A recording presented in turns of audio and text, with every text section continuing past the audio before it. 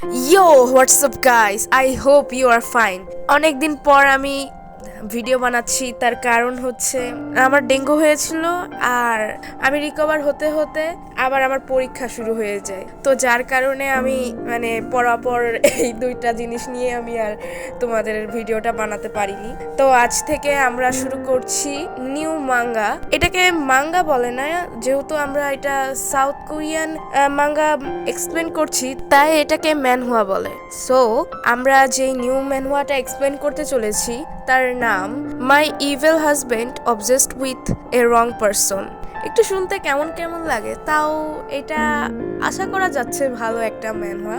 So আমি আর কথা না বাড়িয়ে তোমাদের সামনে ফার্স্ট পার্টটা চালু করে দিচ্ছি। গল্পে প্রথমেই ম্যানহুয়া সম্পর্কে আমাদেরকে বলা হয়, এই ম্যানহুয়ার স্টোরি লাইন সম্পর্কে, যেখানে একটা এম্পায়ার সম্পর্কে বলা হয়।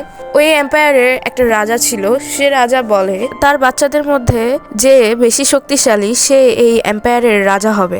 এছাড়াও যে তার সব কয়টা ভাই বোনদেরকে মেরে ফেলবে সেই এম্পায়ারের রাজা হবে। এই জায়গাকার যেই প্রিভিয়াস এম্পায়ার ছিল তার ইয়াংগেস্ট চাইল্ড তার সিবলিংদেরকে মেরে ফেলেছিল। সে একমাত্র ছিল যে এই জায়গাকার এম্পায়ার হবে। সেই বাচ্চাটা তার ভাই বোনকে মারার পর রাজার সামনে আসে। রাজা বলে, ওয়াও, তুমি তৈরি হয়ে গিয়েছো, এখন তুমি হবে এই রাজ্যের নেক্সট রাজা। হঠাৎ করেই আমরা দেখতে পাই ওই রাজার বুকে একটা তরোয়ার ঢুকে যায়, আর আমরা দেখতে পাই ক্রাউন প্রিন্সের মুখে একটা হাসি। ক্রাউন প্রিন্স বলে, অপেক্ষা করা খুবই বোরিং, আর আমার ভালো লাগবে না যে কেউ আমাকে অর্ডার দেবে কি করতে হবে আর কি করতে হবে না। তারপর ওই বাচ্চাটা অ্যাথলেটস এম্পায়ারের কারেন্ট প্রিন্স হয়ে যায়। তারপর সিন শিফট হয় আর আমরা দেখতে পাই মেল লিডের সঙ্গে আমাদের ফিমেল লিডের বিয়ে হচ্ছে। ফিমেল লিড মনে মনে বলে যে এটা কত সারপ্রাইজিং যে আমি একটা নভেল ওয়ার্ল্ডের মধ্যে আটকিয়ে রয়েছি, আর আমার সঙ্গে যার বিয়ে হচ্ছে সে একটা ইভিল পারসন। তার হবি হচ্ছে নিজের দেশ ছেড়ে অন্যান্য দেশকে ধ্বংস করা। আর আমি এই ব্রাইডের ভিতর চলে এসেছি। আমার মনে আছে এই নভেলের নাম the flowers that bombs even in the apps. এখানে ফ্লাওয়ার রেফার করে আমাদের মেইন ফিমেল লিডকে, আর অ্যাবাইস যা রেফার করে মেইন মেল লিডকে। একদিন আমাদের মেইন মেল লিড টেম্পেলে সেই নভেলের মেইন হিরোইনের সঙ্গে দেখা করে যার নাম সেন্টেন্স।